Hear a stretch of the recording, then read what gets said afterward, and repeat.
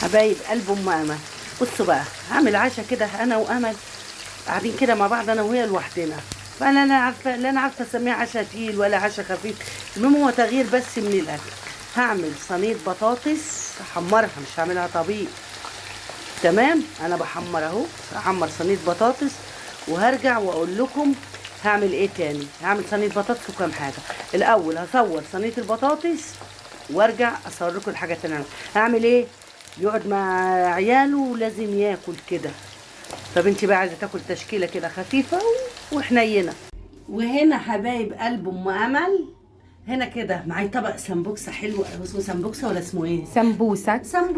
سمبوكسه. المهم محشي بالجبنه كده. برضو هعمله جنب الغدا اللي انا وامل بقى قاعدين بنظبط مع بعضنا احنا الاثنين بنخربها في الاكل انا وهي. احنا هنكرش قوي احمر وارجع لكم. وطبعا ماما لقينا 2 ستريبس في الفريزر فهنحمرهم جنب البطاطس والسمبوسك. الواحد جعان قوي. امل بتحب الحاجه المدلعه. وده كده حبايب قلبي، بصوا الفلفل الراعي الاساسي عندي في البيت بحبه. انا حمرته جنبيه وعملت السمبوسه. هي سمبوسه ولا سمبوكسه مش عارفه. وعملت بطاطس.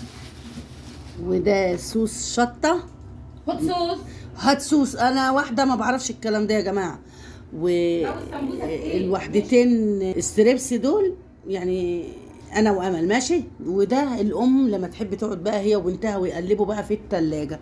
بس السمبوسه سمبوسك مش عارفه يا امل سمبوسه ولا هي ايه. امل حطيت لي ليمونه اهي وبالهنا والشفا. عشوه خفيفه كده وجميله. اسمعوا بقى صوت السمبوسك، بصوا.